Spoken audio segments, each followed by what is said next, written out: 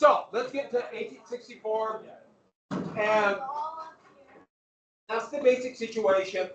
And even though Gettysburg was a horrible defeat for the Confederates, Vicksburg split the Confederacy in half, they still have an incredibly good chance to win. So let's go through this really quick about the way the situation was then. So the South, the president's still Jefferson Davis. They did have an election. Only men, every state decides their own voting back then. Good vote. And now their strategy, hold out to the election, which was kind of the strategy of the whole war. And they should have kept this. They should have kept this throughout the war. That shows the folly of Gettysburg, the folly of invasion that led to Antietam. Terrible mistakes.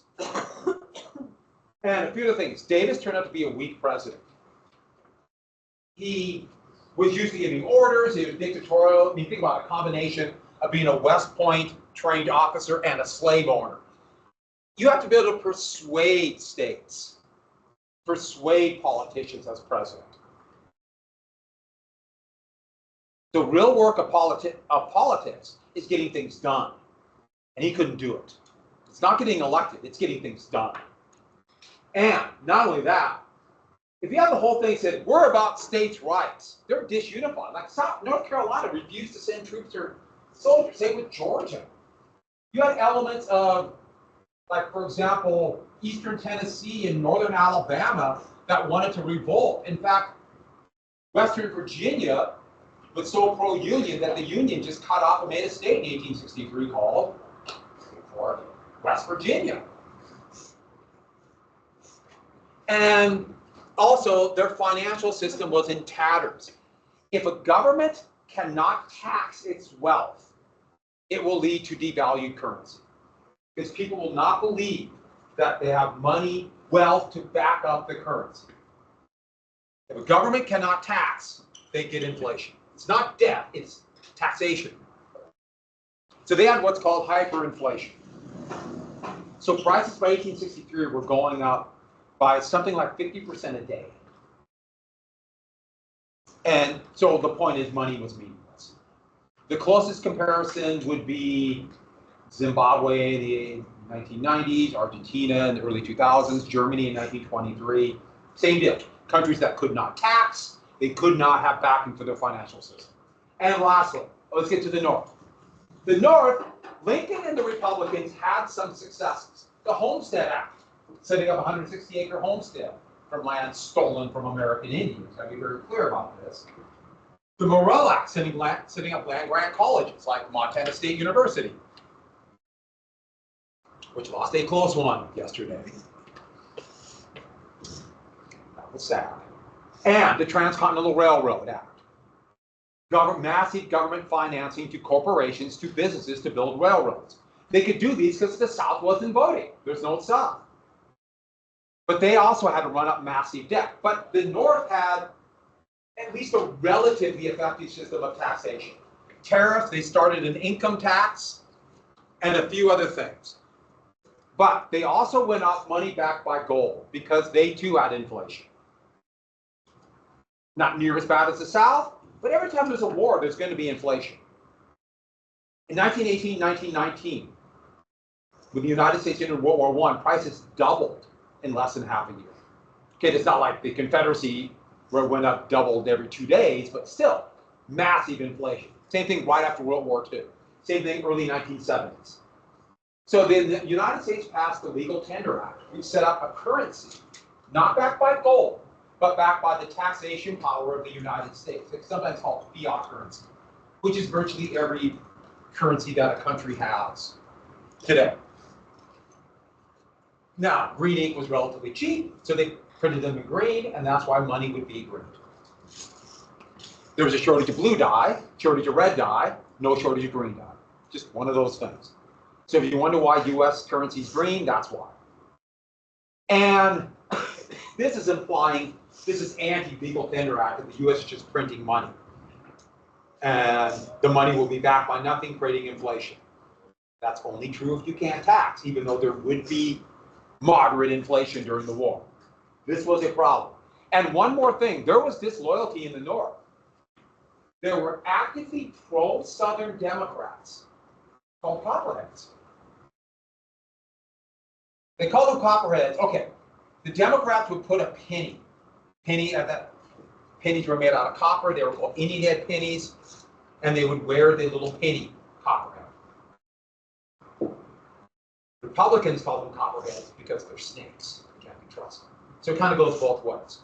So they were actively disloyal Democrats. Now, they weren't disloyal as in wanting the Confederacy to defeat the North, but it's more like wanting to end the war.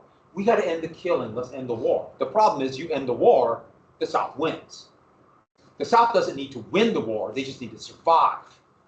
So that's why they were called copperheads. We're going to jump. We're not going to talk about Bellingham, but Lincoln finally in 1864 made the big move. He moved Grant to Washington, D.C. and made Ulysses S. Grant the overall commander of all Union forces. And this is big. Grant had victory after victory in the West. He was known as a hard fighter, but at the same time, conciliatory. Yes, he had a little bit of a drinking problem. He didn't drink every day, but when he drank, it would go on for weeks, days. He would go on a bender. So, like a lot of people, he had some issues. But he was a very effective commander. In March of 1864, he met Lincoln for the first time. And Grant knew his job. He had to at least make it appear like by the election. He had to make it at least seem like we're about ready to win. That's the key element here. It's got to seem like the end is there's light at the end of the tunnel. End of the tunnel. The war won't go on for years. They don't need full victory. But if it looks like the war's going to go on for another couple of years, a Democrat can be elected president, and the United States. Now, looking back, we can make this statement: at least as we know, gone. I like this picture. So it's Grant at a photography studio. It's right after he got his third star. Third star is called the Lieutenant General. He's the first Lieutenant General in U.S. Army history since Washington. You see that? To hold his head steady because of the slow exposure times. I like this picture because it's kind of candid. You never see that in most photographers. You know, they're taking a picture from the front. You don't see that in most pictures. And he had to win. He had to fight. And so Grant is now in the president. I will tell you one story about Grant. I told you about him gotten the name Ulysses S. Grant. That wasn't his real name. He's actually really good on horseback. And he hated the sight of blood, which is going to be very ironic in a few minutes. And yeah, he liked beef and steak. Beef was relatively rare because it couldn't be. You had to kill it and then eat it right away because it would rot so fast before refrigeration. They could preserve pork better, and he liked it cooked to a charcoal, literally charcoal, like you had to kind of chip it away. I know that sounds just absolutely gross to me. And also one more thing, at a time where everybody could play an instrument, very musical, much more musical than today. Everyone could play, sing, which is accepted. And in the army, there's always marching bands and always music. He was completely and totally tone deaf. He couldn't hum a tune. Nothing. In fact, he would say he only knew 2 songs. And there's marching bands all the time. Like I said, much more musical than today. Because everyone played. He knew 2 songs. One was Yankee Doodle Dandy, and the other wasn't. So, get it? It wasn't Yankee Doodle Dandy. Meaning he could only recognize 1 song. Get it? All right, so Grant, basic command, a 5-pronged attack. But the 2 biggies, General Sherman and all the armies of the West must defeat the Confederates in front of Atlanta. Meade and the Army of the Potomac must defeat Lee's army in front of Richmond. Grant completely trusted Sherman and left him alone. But Grant's headquarters went with Meade. Meade was a fine and able commander, but needed pushing, and Grant wanted to be there. He didn't trust Meade as much to be aggressive. So this is kind of a Grant-Meade. They worked together. Grant made the big decisions. Meade actually ran the army. And there are other attacks, for example, Mobile, the Bermuda 100, and Shreveport. They all failed. The only ones that mattered, Grant and or I'm sorry, Meade and Sherman. So 1864. So I'll tell you briefly about this. I'll tell you a couple things that happened here. So 1864 in the East, they had to wait for the spring rains to run down. The same place the Army's been before for Chancellorsburg and Fredericksburg. The Union force had about 110,000 men. The Confederates had about 60. The Confederates were at the bottom of the barrel. They were drafting 17 and many 16-year-olds had joined, and they were taking men as old as 45 as combat infantry, which was pretty rare at that time. Of course, if you know anything about what's happening in Ukraine, they're taking men up to 55 and not drafting younger men. They want older. They want younger men to have families. That's what they're thinking. That's exactly what they're thinking now. It's just interesting how things have changed. So the plan was this: you have the Rappahannock, the Rapidian. Here's Meade's army. Here's Grant's. I'm sorry. Here's Lee's army. Plan was march through the wilderness. So right near the Chancellorsville battlefield, get to open area and where U.S. superior forces could overwhelm the Confederacy. Lee was not going to allow that. As they're marching through, Lee counterattacked with his army that was half the size. In one of the most confusing battles in history, simply dubbed the Wilderness. In fact, there are two different spots where at one place it looked like the Confederates were going to win a huge victory. In another spot, it looked like the Union forces would win a huge victory. Down here, the Confederates barely or nearly broke through. Here, the Union forces nearly broke through. It is one of the bloodiest, most horrible battles of the Civil War. The only reason it's not talked about is because worse is coming. But what people really remember from this battle was the night of the 5th into the 6th. The forest caught fire because of the black powder. And there were thousands of wounded men trapped in the forest, and they couldn't see them. And as night came, they could hear them crying out in agony. And here are Union forces, this is sketched by Wald, trying to make a makeshift structure to try to get a few of the wounded men out. They're screaming as fire got close. And then they quit screaming. And that's what men remembered. Not only the hell of this battle, but that night just shocked them. In fact, Lee's best general, Longstreet, was severely wounded. This was a terrible battle. When it ended, just to give you an idea how bloody it was, another 31,000 soldiers went down, 18,000 Union. It looked like another Confederate victory. Close, but another Confederate victory. And now Grant has a choice. And I'm telling you this because it really shows you the way that the Army was thinking. So he pulled Sedgwick's corps, the 6th Corps, out, and they begin to march. If they go left, they go back north, go back into the camp, and you notice how there was a battle, they wait 2 months, another battle. So if they are marching, come to this spot, go left, they're going north. If they go right, that means they're going south. And that means what are they going to do very soon? South until what? They're going to fight again. North, they go left, they go back in the camp. They go right, there'll be another battle in a day. Maybe worse than the Wilderness. So they all know what's going to happen when they march. And they assume they're going to go march north. It's middle of the night, the 6th going into the 7th. As Sedgwick's first men get here, there's a man from Meade's staff standing there. So imagine he's facing them. So, for you guys marching, that's right. Left. What does he do?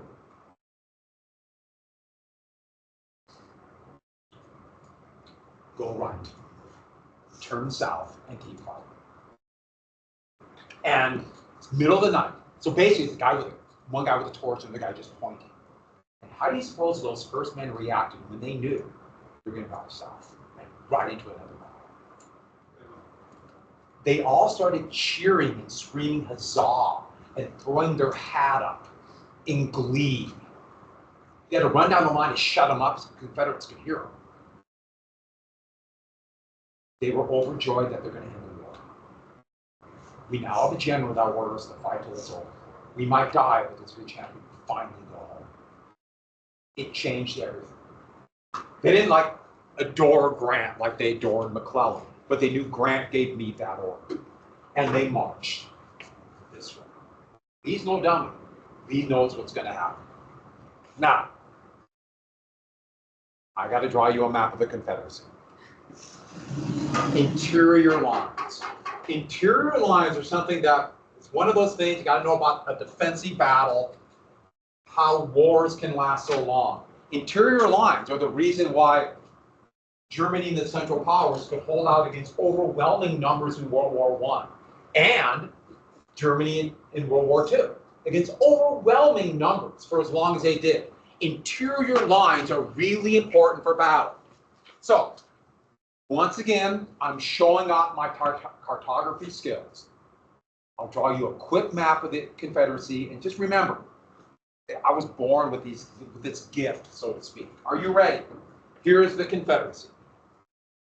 Perfect, right? Feel like you're there? Richmond. Here's Washington, D.C. So, Union Army, march, fight a battle, draw. So if the Union Army wants to find another way to attack, let's say they want to get to this spot and have another attack to try to get around the Confederate line. How do they have to get there? What do they have to do?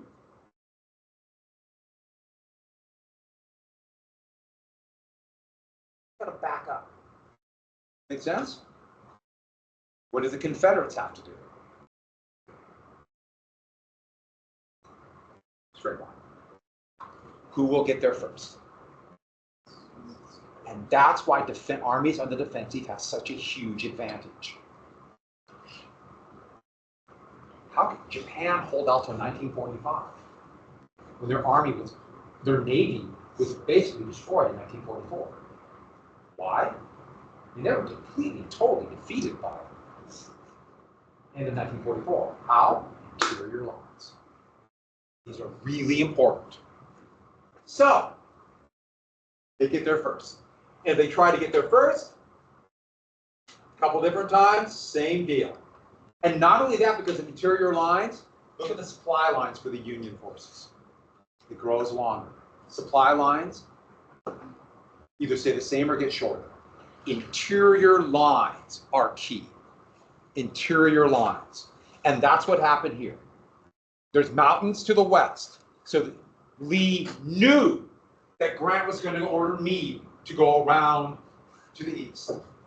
So the race is on to the next crossroads. Spotsylvania. Lee's army beat him there by 12 hours.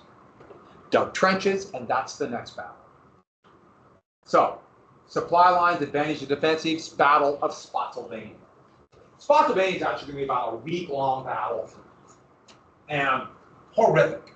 Not only because Spotsylvania, the Confederates could dig trenches, and they dug almost 10 miles of trenches, where they had the men dig about a 3 or 4 foot deep ditch, pile the dirt up, and then they got logs, because there's trees all over, and put those logs against that mound, creating a breastwork right here. Just a terrible place to attack. But Grant and Meade thought, we got to get that road junction. If we could just punch her through this line, we get to their rear.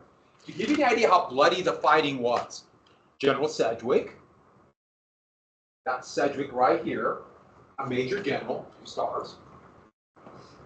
He got there, his corps got there first. And as they get to about a half a mile from the Confederate line, he and his staff ride up. And Confederate sharpshooters are taking pot shots at him. Now this is black powder. Let's say you're firing a black powder musket. My ruler is my musket. And you're trying to fire this a half mile away, and it's 1864. How do you have to aim? Anyone know? You have to go almost like this. Almost like a mortar shot, because the black powder hardly will push out the bullet. You just have to kind of lob it in there and hope for the best. So the point is you can't aim. Maybe get the bullet there. Now, a modern rifle, you have to aim a little bit high, but not that much. Smokeless powder, a bullet can go over a mile. Not going to hit anything out of a mile, but it can go that far. And so, yeah, imagine these sharps just taking pot shots. And bullets kind of hitting the ground around Sedgwick and his men. And his staff are ducking and hiding. And his men loved him. Wasn't like a brilliant commander, but very brave. Uncle John, they call him. And he's watching this, kind of disgusted at the men panicking over these pot shots that can't hit anything. And he goes, men, quit hiding, quit ducking. They couldn't hit an elephant at this distance. Bullet killed him like that. And that gives you an idea how bloody this battle is going to be. That's how Sedgwick got it. And so,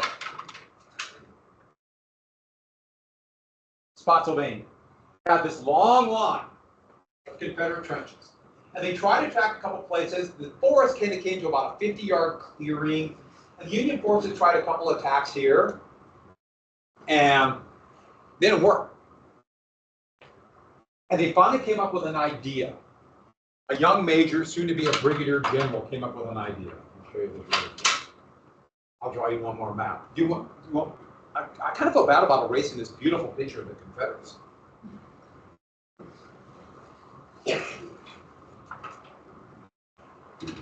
So, here's the trench line. And before they would march, this is what happened, the European style of fighting. The regimental lines, march these lines to about 50 paces and fire. And it was a slaughter. A major by the name of Emory Upton came up with an idea. What if they snuck up to this forest line, so out of sight of the Confederates, about 50 yards away, and he had his regiment line up instead in 2 lines of 200 men each. Ordered them to fix bayonets, not even load their weapons. No preliminary bombardment. Just a quick bugle call. They would all stand up and then scream like maniacs and charge full speed at the Confederate line. Don't stop for anything. And then when they get to the Confederate line, one group go this way, one group go this way, and clear it out with their bayonets. Now, how fast can you run 50 yards? I can do it in about 2 seconds. How about you guys? 7, 8 seconds with gear. One problem, I know if you're all screaming at bayonets, if this guy in front of you with the bayonets, I think you might see a problem if one guy trips. But still, that was his plan. And first off, he had to find 2 volunteers to lead. Think about every Confederate gun's going to be pointed at that first guy. So you have to find 2 maniacs who are going to do that. But you know what? There's always 2 lunatics who would do it. My guess is there's probably 2 of you who would do it. Yeah, let me do it. They found 2 guys, and they quick blew the bugle. They all stood up and charged full speed. And the Confederates were taken totally by surprise. The first guys in the line weren't even hit at all. They made it all the way to the Confederate line. It took about 7 really long seconds. They got to the line, cleared out about 50 feet of the Confederate line like that. The only problem is nobody thought it would work. So there's nobody to exploit the breakthrough. But Meade heard. Next day, now General Upton, now 4,000 to do it right here. At this spot right here. And that will be on May 12th, at an angle in the Confederate line, where there's an oak tree and then along these breastworks. And that will be soon called Bloody Angle. And it almost worked again. They had to charge about 100 yards. The first guys in line weren't hit. They broke through. It looked like a success. But the 15,000 men that were supposed to exploit the breakthrough got lost in the forest for a whole hour. Every time. And actually, so I walked around to see what it was like, and you can see how you can get lost. They can hear the battle. And every time you go like through a gully thinking you get to the front, you're kind of a little spin around and come right back to where you're at. I kind of got lost. And I knew where I was. I was on a trail and I felt lost. So I'll finish this real quick tomorrow. You want me to keep the maps up or?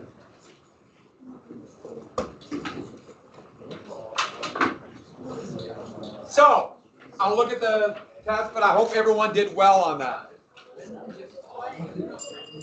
Goodbye. All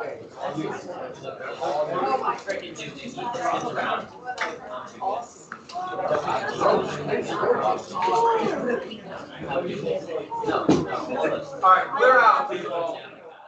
I never wanted to. Oh,